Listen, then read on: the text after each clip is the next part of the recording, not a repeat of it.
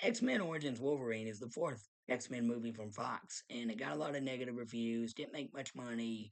Was a bomb, so they canceled the X Men Origins film series, and we did the prequels with the prequel trilogy in 2011. And I think this movie is a bit underrated. Sure has its flaws. I'll get to that later. I like Hugh Jackman's performance. That was one of the positives critics gave this movie, and the CG is too CG at times. Like you can tell the claws are animated. Why didn't they just use like regular practical claw? Well, they can't have like razor sharp claws with actors slashing at each other. But I mean, you get what just regular prop claws. Then you use a little CG to make it look real. I think that's what they did with the first three movies. And uh, but the C if they did use CG in those movies, the claws look very authentic. Well, they obviously did whenever the claws came out of his hand. It really was CG.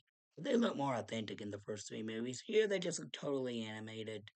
Um, I like I like the Gambit character, and I like Taylor Kish or whatever his name is who portrayed him. He did a good job with him. And Danny Houston was greatest striker. He's the best striker in my opinion. I wish he'd have played striker in 20, 2014's Days of Future Past. Although, well, actually, I think Brian Cox should have played him in this one and that one. That would have made a whole lot more sense. But I think Danny Houston was the best striker, and I like Lynn Collins as Kayla Silverfox. She was beautiful. You couldn't take your eyes off her whenever she appeared on screen, and I like the mind control power she has on people when she touches them. It's, it's another inconsistency. Like a lot of times with prequels, they have things that are inconsistent with the original movie. And like in the first X Men movie, Professor X could use mind control powers on Sabretooth, but in this one, Sabretooth, he's he's invulnerable to mind control powers. And you're like, what? Um,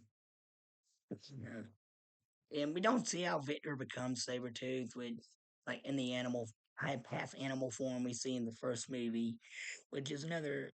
I wish they could have done that because Leave Schreider, he's not in any more X Men movies after this, which sucks. And he did a good job as Sabretooth though. And, all right, we start off with him and Wolverine as kids in Canada. They run away from home. They flee to the U.S. after Wolverine kills somebody. They join the army. I love the montage of them fighting in war after war. Civil War, World War One, World War Two, Vietnam War. Why don't they show the Korean War? Why don't they show the Boxer Rebellion or the Spanish American War, or the Indian Wars?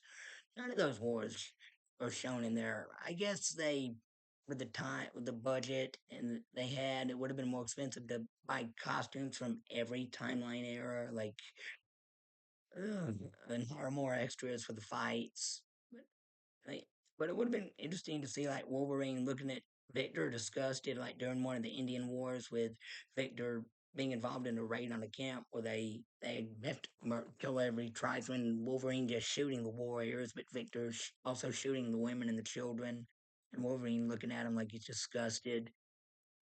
And also, and because doing the montage, Victor he becomes more like animal like, while Wolverine tries to be more human and more kind. Calmer. He only kills enemy soldiers. And in Vietnam, Victor attacks a woman. He's soldiers try to stop him. He kills one. They get arrested, executed, but they survive. And then they're recruited for the special forces team. But when that team starts murdering people, Wolverine flees. He goes back to Canada, settles down with a girlfriend, Kayla Silver Fox, and but when she supposedly dies and is murdered, he goes on a revenge mission because he finds out Victor did it, and Stryker offers him a chance to get this adamantium skeleton where all these razor sharp claws instead of the bone claws he originally had. And uh, there's some yes, the helicopter chase with motorcycle versus helicopter chase. I love the escape where he escapes from the facility after they put the claws in him, and he almost dies before right after they do the operation, but comes back. And I like how like his highly high powered hearing, whatever. Like he hears somebody say they're gonna wipe out his memories when he wakes up, gets out of the tank, and flees the facility. And it should have been more. but this movie should have been R-rated because Wolverine is known for his berserker rage, where he hatches and slashes and gushes blood out of his enemies while he fights them. But none of that is in this one. I'm glad they did that with Logan, the last movie. There's an unrated version of the Wolverine where you do see more blood. And Jackman's performance is the best in the movie. Danny Houston makes a great villain. Lynn Collins is beautiful and talented as Kayla.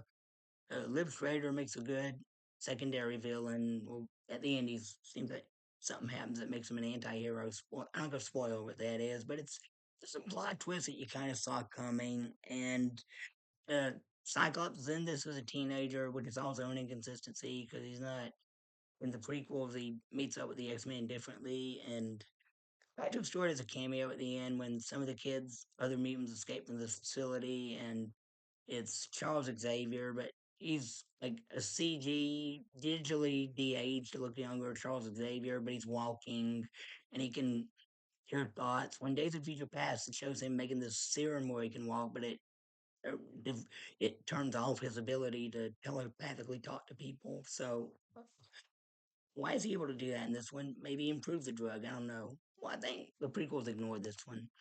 But I like the way it ended. I like how the one of the final scenes explains how Logan got amnesia and Deadpool, Wade Wilson. Let me tell you something. I was not a comic book collector growing up. I mean, I loved superhero movies, superhero TV shows, and cartoons. But this is the first time I'd ever heard of Wade Wilson, aka Deadpool. And I've never heard of Ryan Reynolds before either when I saw this movie. When I saw his name in the opening credits, I'm like, what's Ryan Reynolds? I might have seen him in other movies before that and couldn't remember. But it's uh, yeah, his portrayal of Deadpool in this movie, okay, Wade Wilson, he didn't go by Deadpool yet, but he's an expert martial artist with double katanas, and he is a smarmy, smart mouth, always joking and making fun of people, but nothing like the way he jokes in the Deadpool movies. None of that like R-rated type gross out humor dialogue and or sex humor or whatever. Um, and they sew his mouth shut when they do the experiment on him later because Wolverine says Striker finally figured out how to shut you up. And I thought it was pretty funny. And the fight, the close ups are Ryan Reynolds' face, but the stunts in the fight scene are done with like Scott Adkins, and he does pretty good stunts in the final fight. And they also give Deadpool the powers of these other mutants that are combined into it. That wasn't in the comics either, I don't think. But he does survive, even though he's like all messed up and cut apart at the end. There's two end credit scenes. One tells you what happens to Stryker, other that it tells you what happens to Deadpool. Uh, I think this is a good movie. It's fun, fast paced, but it could have been a lot better if they tried harder. All right, that's it for now. Thank you. God bless. Bye.